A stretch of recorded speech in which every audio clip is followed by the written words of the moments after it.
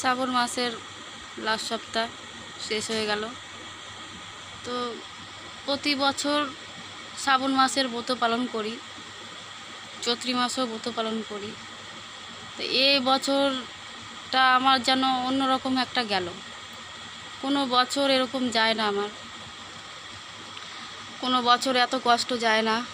জানি না বাবা কি পরীক্ষা নিচ্ছে আমার, কোন পরীক্ষায় পাস করব না ফেল করব, সে তো সেই জানে তার মেয়ে পাস করতে পারবে কি না। আমি একটু ছোটোবেলার থেকেই ঠাকুরের প্রতি একটা অন্যরকম, আমার যে যাই বলুক আমি ঠাকুরের প্রতি একটা ভালোবাসাই অন্যরকম। যতই কষ্ট দিক তবু ঠাকুরকে ভুলতে পারি না। জানি না ঠাকুরের সাথে আমার কি সম্পর্ক, তা আমার থেকে মনে হচ্ছে আমার ছেলের বেশি সম্পর্ক।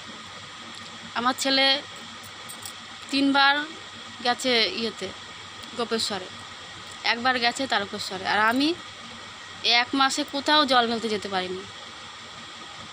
আমি এই বাবার এখানে প্রতিষ্ঠা করেছি, এইখানেই বাড়িতেই জল ঢালি, কোথাও যেতে পারছি না। শরীর খারাপের জন্য কি করে যাব। তা এত শরীর খারাপ দিচ্ছে, হয়তো এটাই পরীক্ষা, ফাইনাল পরীক্ষা, যে তোকে এত শরীর খারাপ দেবো, এত কষ্ট দেবো, দেখি তুই কি করে মানে আমার ডাকতে পারিস। আর আমিও তার পরীক্ষা নিচ্ছি, তুমি আমাকে কষ্ট দিচ্ছ দাও, আমিও দেখি যতক্ষণ আমার এই জীবন এই শরীরে আছে ততক্ষণ তোমাকে ডাকবো। আজকে সোমবার, এখনও কিছু খাইনি, এই সাবুগুলো ভিজিয়ে রেখেছি, এই যে ভিজিয়ে রেখেছি সাবুটা খাবো। পুজো দিয়ে উঠলাম।